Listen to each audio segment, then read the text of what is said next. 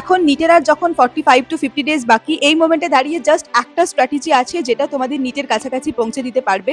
যেই স্ট্র্যাটেজিটা আমি আমার নিজের 2020-তে অ্যাপ্লাই করেছিলাম, মানে কোভিডের পর যে নিটটা হয় সেখানে অ্যাপ্লাই করেছিলাম। গ্র্যাজুয়ালি ওই নিটে আমার চান্স হয়নি। 2021-এর নিটে আমি আর একটু ইম্প্রোভাইজড করে সেই স্ট্র্যাটেজি ইউজ করেছিলাম, তখনও আমি চান্স পাইনি। কিন্তু 2022-তে আমি 2020 এবং 2021 দুটোর স্ট্র্যাটেজিকে মার্জ করে একটা বেটার ইম্প্রোভাইজ স্ট্র্যাটেজি ইউজ করেছিলাম, যেই কারণে আমি 2022-তে সিলেকশন পাই। তো আজকে সেই দুটো জিনিস, যেটা 45 থেকে 50 দিন যখন নিট বাকি, সেই মোমেন্টে যেটা করা উচিত সেটাই আজকে তোমাদের সঙ্গে শেয়ার করব। আই হোপ তোমাদের এই ভিডিওটা অনেক বেশি হেল্পফুল হবে। এবং জাস্ট একটা কথা মাথায় রেখো যে একটাই এরকম স্ট্র্যাটেজি আছে যেটা তোমাকে সিলেকশন অবধি পৌঁছে দিতে পারে। এই লাস্ট মোমেন্টে এসে এমন আর কোনো স্ট্র্যাটেজি নেই যেটা তোমাকে সিলেকশন দিতে পারে। আর জাস্ট ওই দিনটা ভাবো যেই দিন তুমি নিট এক্সাম দিয়ে বেরোবে এবং তোমার সামনে নিটের হাতের পেপার থাকবে এবং তোমার কাছে হয় তুমি ডক্টর হয়ে গেলে অথবা তুমি ডক্টর হতে পারলে না। জাস্ট তোমার কাছে আরো একটা ড্রপ, আরো বাবা মায়ের কথা শোনা, বাড়ির লোকের কথা শোনা, আর একটা সেই ডার্ক লাইফ। তো চয়েস তোমার। আজকের ভিডিওতে আমি সবকিছু শেয়ার করব। আমি চাই তোমরা সবাই সেটা পুরোপুরিভাবে ফলো করো এবং আলটিমেটলি নিটের সিলেকশনের দোরগোড়া অবধি পৌঁছে যাও।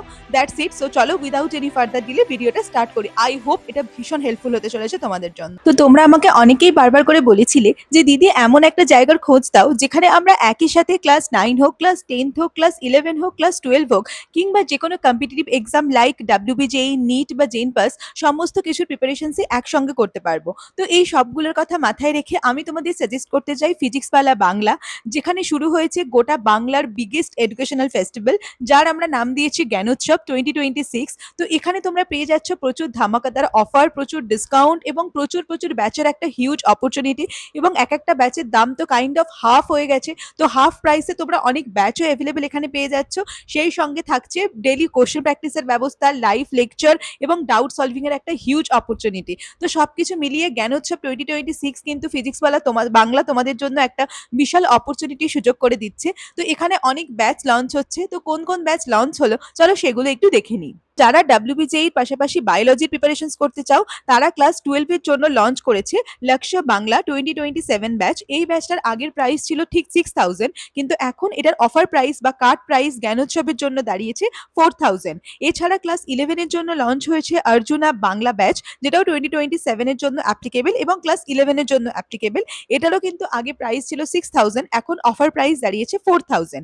এছাড়া যারা মাধ্যমিকের প্রিপারেশনস করতে চাও, সেই সঙ্গে ফাউন্ডেশন কোর্সের হেল্প নিতে চাও, তাদের জন্য লঞ্চ হয়েছে দুটো ব্যাচ। ক্লাস 10 এর জন্য লঞ্চ হয়েছে উড়ান 2027 বাংলা মাধ্যমিক 2.0 ব্যাচ, যেটার প্রাইস ছিল 3800, এখন অফার প্রাইস দাঁড়িয়েছে 2200। এছাড়াও ক্লাস 9 এর জন্য লঞ্চ হয়েছে নিভ বাংলা 2026 ব্যাচ। এই ব্যাচের আগের প্রাইস ছিল 3800, এখন অফার প্রাইস দাঁড়িয়েছে 2200। আর তোমরা যারা নিটের প্রিপারেশন করবে তারা তো সবাই জানো আমাদের সবার ফেভারিট যেটা ব্যাচ সেটা হচ্ছে একিন বাংলা 2027 ব্যাচ।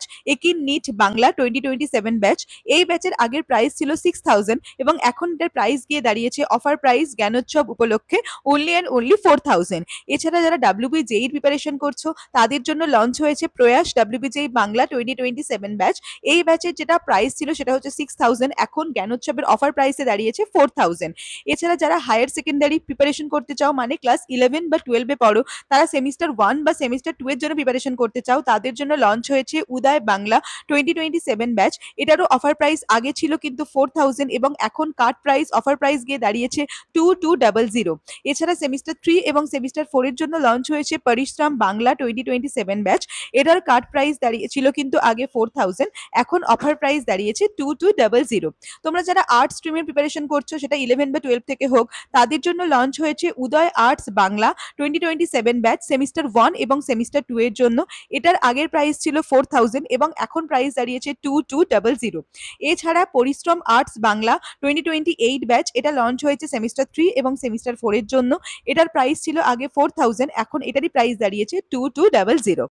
এবার তোমাদের মধ্যে অনেক কোশ্চেন থাকতেই পারে যে এতগুলো ব্যাচ থাকতে বা এত জায়গায় এত অফার অপরচুনিটি থাকতে আমরা কেন ফিজিক্সওয়ালা বাংলাকে চুজ করব। ফার্স্ট থিং ফার্স্ট, এখানে সমস্ত কিছুর এক্সপ্লেনেশন, সমস্ত কিছুর টিচার বা ফ্যাকাল্টি সবাই কিন্তু বাংলাতে পড়ান। তো যেটা আমাদের জন্য খুবই হেল্পফুল, যারা আমরা বাংলা মিডিয়াম স্টুডেন্ট তারা আমরা বুঝতে পারি যে এটার জন্য কতটা আমাদের অসুবিধা ফেস করতে হয়। এছাড়া এখানে কিন্তু রেগুলার একটা ডিপিপির ব্যবস্থা আছে এবং সেটার সলিউশনও দেওয়ার ব্যবস্থা রয়েছে।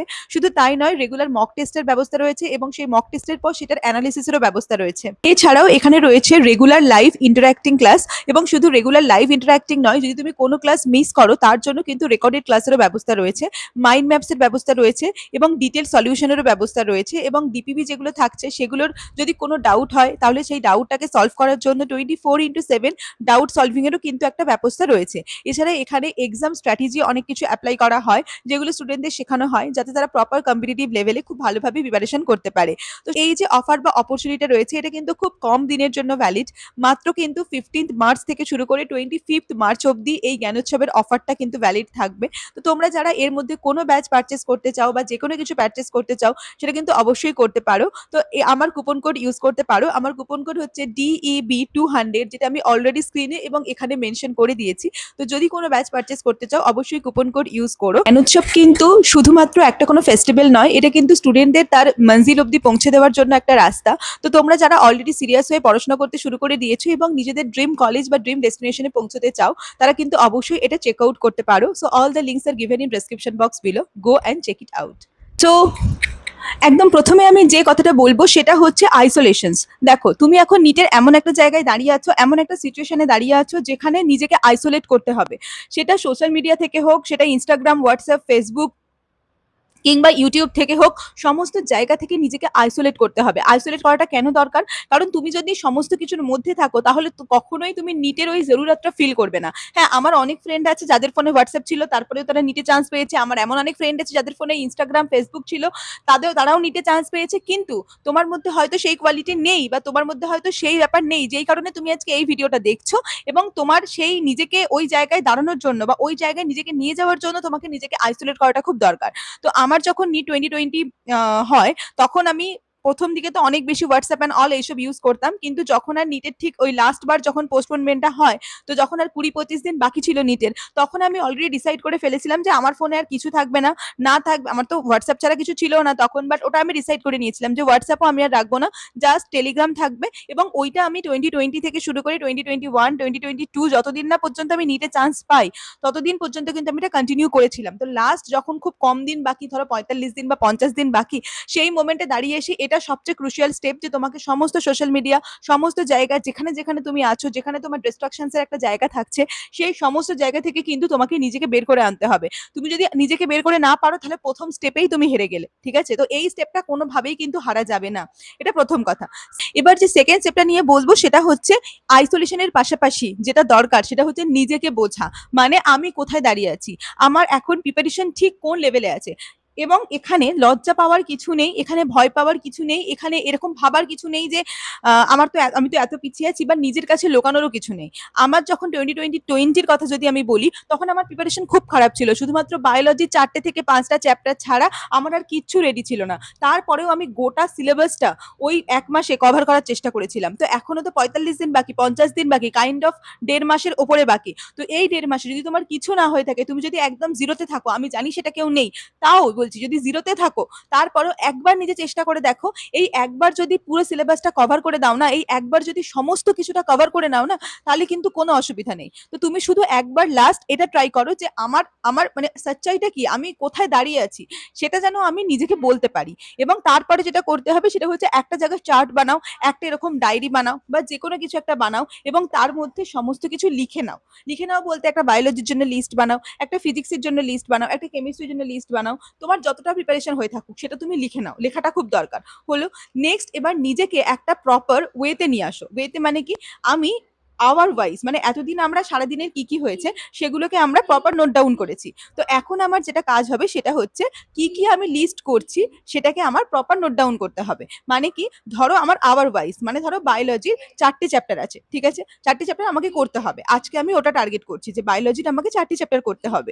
তো তার মানে আমার এটাই টার্গেট থাকবে যে ওই 4টে চ্যাপ্টারকে আমি কত ঘন্টায় কমপ্লিট করব সেটা যেন আমার কাছে ক্লিয়ার থাকে, ঠিক আছে? কারণ ওই যে ঘন্টার হিসেবটা, যেটা আমি আরো তোমাদের ভালো করে একটু গুছিয়ে বলতে পারবো। সেটা হচ্ছে ধরো আমি সারাদিনে 4 ঘন্টা আমি ডিসাইড করেছি বায়োলজি পড়বো। ঠিক আছে? তো এই 4 ঘন্টা বায়োলজির মধ্যে আমি কতক্ষণ বটনি পড়ছি, কতক্ষণ জুলজি পড়ছি, কতক্ষণ কোয়েশ্চেন প্র্যাকটিস করছি, এই পুরো জিনিসটা আমার মনে হয় হিসেব রাখা উচিত। কারণ যদি আমি এরমভাবে না হিসেব করি তাহলে আমার সারাদিনের টাইমটা লিমিটেড। কিন্তু আমাকে একটা huge like matter of syllabus complete করতে হবে।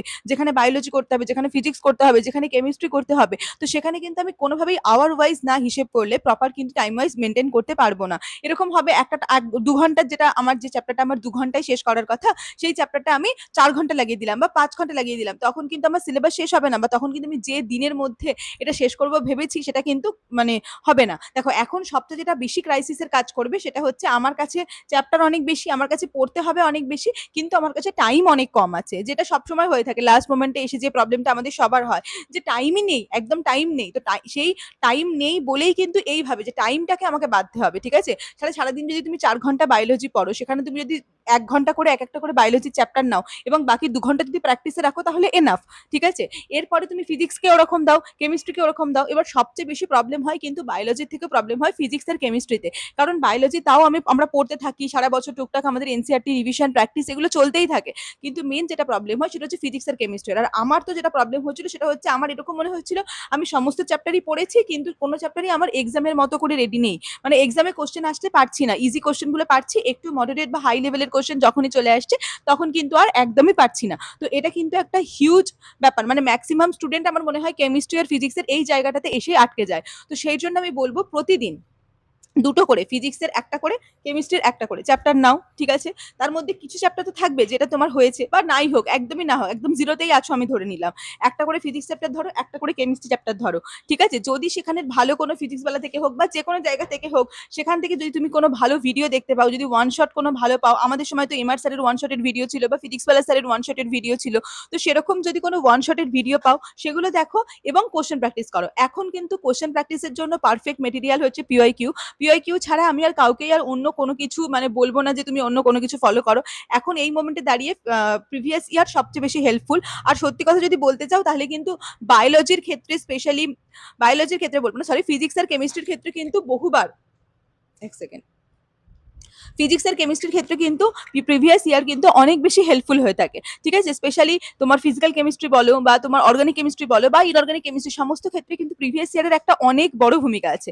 তো এখন আমি সবাইকে এটাই সাজেস্ট করবো যে পুরোপুরি সমস্ত জিনিসটাকে শিফট করে পুরো প্রিভিয়াস ইয়ারে শিফট করে নাও। কোশ্চেন প্র্যাকটিসের জন্য অন্য কোনো সোর্স না। কিন্তু এরকম করো না যে একদমই কোশ্চেন প্র্যাকটিস করলে না, কারণ পরীক্ষায় কেউ তোমাকে এনসিইআরটি রিডিং করে শোনাতে বলবে না। পরীক্ষায় কিন্তু তোমাকে কোশ্চেন করে দেখাতে হবে। তো এটা মাথায় রেখো। যদি 2 ঘন্টা পড়ো তাহলে বাকি 2 ঘন্টা কিন্তু কোশ্চেনও প্র্যাকটিস করতে হবে। তো জিনিসটা একদমই এরকম করলে চলবে না যে আমি শুধুই কোশ্চেন পড়ে যাচ্ছি কিন্তু কোশ্চেন প্র্যাকটিস করছি না। ঠিক আছে? তো আমার মনে হয় এটা বোঝাতে পারলাম। সারাদিনে ফিজিক্স আর কেমিস্ট্রি এইভাবে রিভাইজ হবে। এবার চলে আসি সবচেয়ে ইম্পর্টেন্ট জিনিস, যেটা আমি 2020 তে করিনি, তার জন্য আমার সিলেকশন হয়নি এবং 2021 করে আমার নাম্বারটা প্রায় 50 নাম্বার বেড়েছিল এবং সেটাকে আরেকটু বেটার ওয়েতে করলে হয়তো আমি ওইবারই সিলেকশন পেয়ে যেতাম। তো 2020 থেকে 2021 আমি যে ইম্প্রোভাইজটা নিজের মধ্যে নিয়ে এসেছিলাম সেটা হচ্ছে মক টেস্ট। আমি 2020 একদম মক টেস্ট দিইনি। ফ্র্যাঙ্কলি স্পিকিং, আমার সাথে আমার আরেকটা ফ্রেন্ড প্রিপারেশন নিত যে 2020তেই নিটে চান্স পেয়ে যায় এবং সে আরজিকর মেডিকেল কলেজে আছে। তো ওই জায়গায় দাঁড়িয়ে 2020তে আমি কিন্তু সিলেকশন পাইনি এবং সিলেকশন না পাওয়ার একটা অনেক বড় রিজন হচ্ছে ওই সময় আমি মক টেস্টের কোনো প্র্যাকটিস করিনি। এবার দেখো, মক টেস্টের প্র্যাকটিস না করা, এটার যে রিজন, তো সেটা কি হতে পারে? সেটা অনেক রকম রিজন থাকতে পারে, কিন্তু মক টেস্ট প্র্যাকটিস না করতে পারে একটা অনেক বড় রিজন হচ্ছে মাইন্ডসেট। মানে আমরা কি ভাবি, আমি তো পড়ছি, আমি শুধু পড়লেই হয়ে যাবে, আমার বোধহয় মক টেস্ট প্র্যাকটিস করার কোনো দরকার নেই। তো এই যে মাইন্ডসেটটা, এই মাইন্ডসেটটা থেকে যতটা তাড়াতাড়ি বেরিয়ে আসতে পারবে তত ভালো। কারণ তুমি যে সিচুয়েশনে দাঁড়িয়ে থাকো, তুমি যেরকম ভাবেই থাকো, তোমার কিন্তু মক টেস্ট প্র্যাকটিস করাটা খুব দরকার। তো তুমি যদি মক টেস্ট প্র্যাকটিস না করো বা সেই মক টেস্ট অ্যাটেন্ড না করো, ম্যাক্সিমাম ক্ষেত্রে কি হয়, আমার এখনো মনে আছে আমার সাথে অনেক স্টুডেন্ট ছিল যারা অ্যালেনে পরীক্ষা দিতে দিত। ইভেন আমি নিজেও অনেক সময় ওরকম অনেক বড় বড় কোচিং ইনস্টিটিউশনে পড়েছি বা পরীক্ষা দিয়েছি যেখানে আমার নিজেরই ইচ্ছে করতো না। পরীক্ষা যখন এগিয়ে আসতো তখন আর মক টেস্ট দিতে যেতে ইচ্ছে করতো না। কারণ আমার মনে হতো যে কিছুই তো পারবো না, বা পারলেও বা কতটাই বা পারবো, তো দরকার নেই, হয়ে যাবে কোনোভাবে, নিট তো হয়েই যাবে, এরকম একটা ফেক কনফিডেন্স বলো বা যেটাই বলো থাকে। তো সেই জায়গায় দাঁড়িয়ে আমার মনে হয় অবশ্যই মক টেস্ট সবার অ্যাটেন্ড করা উচিত। কারণ কি হয়, তুমি যেটাই পড়ছো, আমরা যখন কিছু একটা সেট অফ কোশ্চেন পড়ছি এবং সেই স্যার আমাদের কিছু সেট অফ দ্য কোশ্চেন করাচ্ছে, একটা টপিক বোঝাচ্ছে, একটা টপিক থেকে কোশ্চেন করাচ্ছে, কিন্তু ব্যাপারটা এটা একটা টপিক পড়ে সঙ্গে সঙ্গে সেই টপিক থেকে কোশ্চেন অ্যাটেন্ড করা এটা কিন্তু অনেক ইজি। কিন্তু যদি সেই টপিকটা থেকে পরবর্তীকালে অনেক টাফ কোশ্চেন আসে বা একটু ঘুরিয়ে আসে বা টপিক বোঝানো হলো না, ডাইরেক্ট আমাকে কোশ্চেন জিজ্ঞেস করা হলো, সেই মোমেন্টে দাঁড়িয়ে কিন্তু কোশ্চেন অ্যাটেন্ড করা অনেকটা টাফ। ঠিক আছে? তো সেটাই আমার মনে হয় যে যখন এই জন্য আমার মনে হয় এই কারণেই মক টেস্ট দেওয়াটা খুব ইম্পর্টেন্ট। কারণ তুমি যদি মক টেস্ট এরকম ভাবে দিতে থাকো তাহলে তুমি অনেক নতুন কোশ্চেনকে ইয়ে করতে পারছো, প্রথম মানে দেখতে পাচ্ছ, যেটা খুব দরকার। আর একটা যেটা বড় রিজন সেটা হচ্ছে ওই যে মক টেস্টে গিয়ে এক্সাম দেওয়া, এটা তো একটা নিট টাইপের ফিলিংস দেয় না? তো এখান থেকে কিছুটা হলেও আমার মনে হয় ভয় যে ব্যাপারটা ওটা কিন্তু কেটে যায়। তো সবাইকে আমি বলবো মক টেস্টের প্র্যাকটিস কিন্তু রেগুলার করো এবং কোনো একটা কোচিং ইনস্টিটিউটেই করো। অনেকে ভেবে থাকে আমি বাড়িতে বসে মক টেস্ট দেবো, আমার হয়ে যাবে, কিন্তু এই স্ট্র্যাটেজি অ্যাপ্লাই করার কোনো দরকার নেই। ঠিক আছে? সবসময় কিছু কিছু জিনিস আমি আমি আমি যখন নিজে নিট দিতাম আমার যেগুলো ঠিক মনে হতো, কিন্তু আমি কখনো নিজের কথা ওরভাবে শুনিনি। কিছু কিছু ক্ষেত্রে নিজের কথা শুনেছি, কিন্তু অনেক ক্ষেত্রে সিনিয়রদের কথা বা যে ইউটিউবার দাদা দিদিরা যেগুলো বলছে, যারা অলরেডি নিট ক্র্যাক করেছে, তাদের কথা আমার মনে হয় সেটা অনেক বেশি হেল্পফুল হয়েছে সেই মোমেন্টে দাঁড়িয়ে। এবং তোমাদের ক্ষেত্রেও সেটা হবে, কারণ আমরা অলরেডি তোমাদের ওই জায়গাটা বা তোমাদের ওই আহ কি বলবো জায়গাটা আমরা পেরিয়ে এসেছি। তো না, তো একটু হলেও তোমাদের থেকে আমাদের কাছে হয়তো বেশি এক্সপিরিয়েন্স আছে, সেটাই তোমাদের সাথে শেয়ার করার চেষ্টা আর কি। নেক্সট আমি আর একটা ইম্প্রোভাইজের কথা বলবো। এটার পরেও কিন্তু আমার 2021 নিটের সিলেকশন হলো না। তাহলে আমি পড়ার স্ট্র্যাটেজি চেঞ্জ করলাম, আমি মক টেস্টের স্ট্র্যাটেজি চেঞ্জ করলাম, তারপরেও 2021 আমার সিলেকশন হলো না। তার একটা অনেক বড় কারণ আমি মক টেস্ট দিয়েছিলাম কিন্তু মক টেস্টের অ্যানালিসিস করিনি। সেটা জন্য আমি আবার ইম্প্রোভাইজ করলাম নিজের স্ট্র্যাটেজিকে, যে মক টেস্ট শুধু দিলে হবে না, তার সঙ্গে মক টেস্টটাকে কিন্তু অ্যানালিসিসও করতে হবে। তো অ্যানালিসিসটা কিভাবে করবো? সবাই তো বলে দেয় যে মক টেস্ট অ্যানালিসিস করতে হবে, মিস্টেক কপি বানাতে হবে। কিভাবে বানাবো, কিভাবে করবো, সেটা তো কেউ বলে না। তো সেটা নিয়ে আজকে বলবো। দেখো, মেন হচ্ছে মিস্টেক অ্যানালিসিস। এটা আমি যেটাই পরীক্ষা দিলাম সেই পরীক্ষায় হতে পারে আমি আমি আমার একটা স্যারের কথাই বলছি, হতে পারে আমি 720-র মধ্যে 200 পেলাম, ঠিক আছে, বা 20 পেলাম, 720-র মধ্যে 20 পেলাম, সেটা ম্যাটার করে না।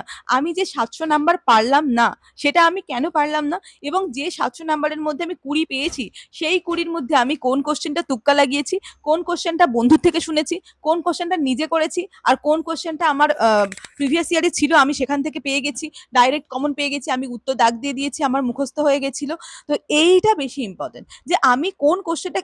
আমরা অনেকে ভাবি যে মিস্টেক অ্যানালিসিস বা মক টেস্ট অ্যানালিসিস মানে বোধহয় এটা, যেগুলো আমি পারিনি সেগুলো দেখে নেওয়া না, যেগুলো আমি পেরেছি সেগুলোও আমি কিভাবে পেরেছি সেটা অনেক বেশি ইম্পর্টেন্ট। হতেই পারে আমি কোনো একটা তুক্কা লাগিয়েছি, এবার তুক্কার লাখ তো আমার আজকে ধরো হয়েছে, আজকে রবিবারের এক্সামে আমার তুক্কার লাখ হয়েছে, কিন্তু কালকের এক্সামে তো আমার তুক্কার লাখ নাও হতে পারে, বা অরিজিনালি 5th মেতে যে নিটটা হবে সেই নিটে তো আমার তুক্কার লাখ নাও থাকতে পারে।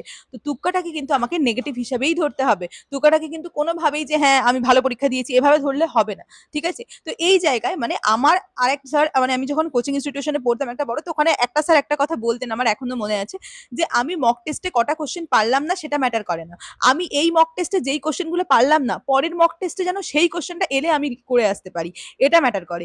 এইখানে দাঁড়িয়ে অ্যানালিসিসটা ডিপেন্ড করে। আমি নিজে দেখেছি বড় বড় কোচিং ইনস্টিটিউশনের ইউনিট টেস্টে বা ধরো টার্ম টেস্টে যে কোশ্চেনগুলো থাকে সেইগুলোই আবার মক মানে যেটা এআইএটিএস হয় সেগুলোতে রিপিট হয়। তাহলে কেন পারছি না? তাহলে ওইটা ভালো করে করিনি বলেই তো এটা পারছি না, তাই না? তো এই কারণে মক টেস্টের অ্যানালিসিসটা দরকার হয়ে পড়ে। আমি যদি পারি তো আমি মক টেস্ট অ্যানালিসিসের উপর অবশ্যই একটা ভিডিও বানিয়ে দেবো। বাট আই গেস আমি বোঝাতে পারলাম যে কিভাবে অ্যানালিসিস করতে হবে। এবার চলে আসে নেক্সট মিস্টেক কপি। আমি নিজে একটা এরকম মিস্টেক কপি বানিয়েছিলাম, এরকম ডায়েরির মতো মিস্টেক কপি, যেখানে আমি মক টেস্টের ডেট লিখতাম, সেই মক টেস্টে আমি কত নাম্বার পেতাম সেটা লিখতাম, এবং কত নেগেটিভ মার্ক হয়েছে সেটা লিখতাম। কারণ নেগেটিভ মার্কটা তো অফকোর্স ম্যাটার করে না।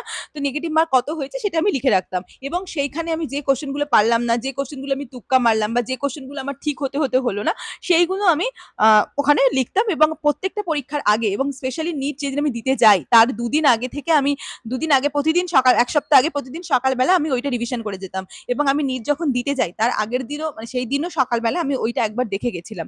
কারণ প্রত্যেকের মিস্টেকের না একটা ধরন আছে, সবাই সব রকমের মিস্টেক করে না। কিছু মিস্টেক আছে যেগুলো তোমার স্পেসিফিক মিস্টেক, যেগুলো তুমি করো, কিছু মিস্টেক আছে যেগুলো আমার স্পেসিফিক মিস্টেক, যেগুলো আমি করি। তো সবার এই যে ইন্ডিভিজুয়াল স্পেসিফিক মিস্টেক, ওগুলো যদি আমরা আটকাতে পারি না, তাহলে তুমি দেখবে অনায়াসে তোমার নাম্বারটা 30-35 বা কখনো 40-50 নম্বরে বেড়ে যাচ্ছে। তো এটা ভীষণভাবে ইম্পর্টেন্ট। তো আমার মনে হয় এই যে কটা জিনিস আমি বললাম, এই কটা জিনিস একদম পারফেক্টলি তুমি যদি এই কদিন অ্যাপ্লাই করতে পারো, তাহলে আমার মনে হয় না কেউ তোমার সিলেকশন থেকে আটকাতে পারবে।